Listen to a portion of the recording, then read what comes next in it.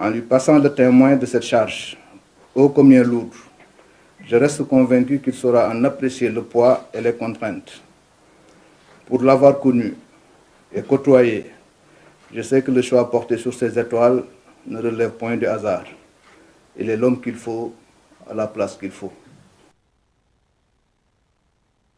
Et surtout pour les étoiles, on ne devient pas général par hasard. C'est une lourde responsabilité, un long cheminement. Le premier général que j'ai aperçu de ma vie, c'était Idrissa Seck. J'étais jugé sur un arbre pour essayer juste de l'apercevoir. J'étais en 6e au Prytanée militaire de Saint-Louis. Et le second que j'ai rencontré, c'était Koumba Diouf Niang. Il était inspecteur général des forces armées. On devait l'interviewer, Bokar Niang et moi, pour le journal de l'école, mais on avait tellement peur de lui qu'on était à 3 mètres. Il nous a dit, jeune homme, rapprochez-vous pour que je puisse vous parler. Donc, profond respect pour vous et ce que vous représentez pour votre cursus, mon général, et nous avons confiance. Je voudrais juste rappeler que ces dernières semaines, on a évoqué souvent le ministère de l'Intérieur sous l'angle des urnes, des bulletins de vote, des bureaux de vote, donc des élections. Ce qui fait d'ailleurs, et je salue le professionnalisme des hommes et de son directeur. Mais il faut rappeler que le ministère de l'Intérieur est aujourd'hui intérieur et sécurité publique est d'abord celui de la sécurité intérieure, de la sécurité publique et de la police administrative. Permettre de prendre en charge la sécurité et la protection des personnes et des biens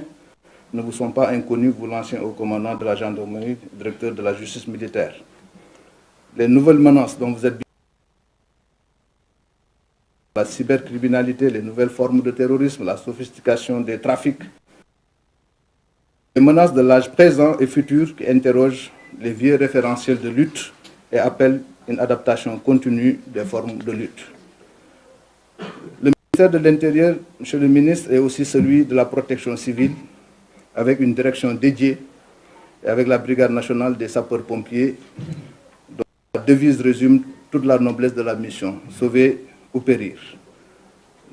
Ce dire sous votre commandement est un des cordons qui vous garde liés de façon quasi ombricale aux éloignés du pays. Je sais que vous saurez établir une communication positive avec celle-ci pour améliorer le service public à ce niveau. Ce service public de proximité auquel l'Agence pour la sécurité de proximité contribue. Je suis du reste convaincu que le sacerdoce du ministère du culte, parce que nous sommes également le ministère du culte, sera pleinement rempli.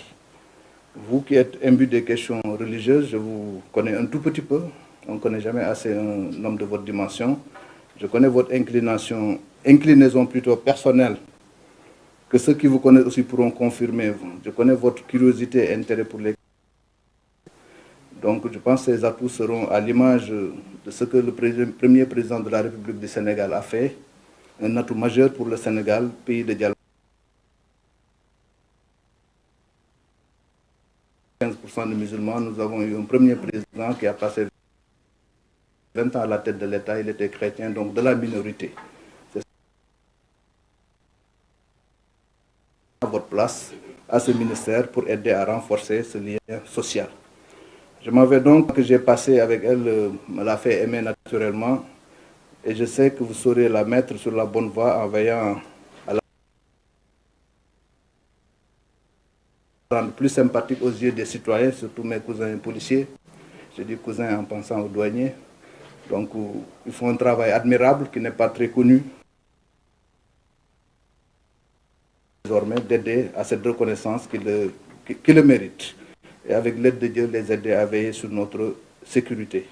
En tout cas, vous pouvez trouver auprès de moi toujours une oreille attentive pour apporter une modeste contribution et vous aider à remplir cette tâche délicate que le président de la République vient de vous confier. Que Dieu bénisse le Sénégal. Donc, pour bagna nous paré nu may waxat wolof nu teunk ko ci 2 minutes rek ci wolof comme ça presse bi yobale ko ben yoon ñuy sante yalla julli ci yonent bi sallallahu alayhi wasallam gërëm wajur yi sante mag ñu bax ak nit ñu bax ñi ci Sénégal yépp nga xamni seen barké ak seen leer moo tax Sénégal doon lu mu doon di gërëm di sante mbokk yi xarit yi ak ñëpp di gërëm président Macky Sall bu ma nommé won ministre de l'Intérieur tay def nekk fi mu dem ba ma mën fi toog tey di wax kolëre ginnaaw lay féete sant ko gërëm ko ci ndax ay Sénégal yu bëree fi nekk war ko mën a yore bu mu mettee mu xalaat ma ci woo ma fi ma nangu fi ñëw ci condition bi nga xam ne xëy na suma mbokk yu bëri sax duñu waxoon ni yow da ngay xaru man leen comme tant que am na soldat yu nangu joxe seen bakkan bàyyi nu dem ñu joxe noonu itam suñu bos rek ndax comme loolu la réew mi laaj fu mu toll woon nu nangu fi ñëw yàlla def ci sutura li fi xew ci jamono élection boobu nag bu nu jàll kook jàmm mën tey di ko wax du ngóora ndimbalu suñu borom la ndimbalu yàlla moo am yàlla def élection bi jàll ci jàmm nu voté ci jàmm yàlla jox réew mi président Bassirou Diomaye Diakhar Faye ñu koy ñaanal yàlla mu jik ko jig réew mi te noonu ñu ko ñaanee woon ne ci njëlbeen bi keroog bu ma voté ba pare loolu laa ñaanoon yàlla na yàlla jox réew mi ku gën ci nun nanu ko tànnal def ko ci xolu nit ñi mu tànn ko parce que su réussir nun ñoo réussir donc nun ko ñaanal mu réussir nu taxaw ko pour mu réussir nu am ci yaakaar nag ci pàcc bi mënu dénk ndax ku nu fi wutu ki yaakaar na lu mu ciy mën man mi fi dem mi mënuma ko ci muy général Jean Baptiste Tine di sunu mag di sunu wóllëre nu xam ko ndax ñoo bokk état bi réew mi dafa ndaw daje di liggéey toogaale nañu conseil national de sécurité bu mu nekkee au commandement de la gendarmerie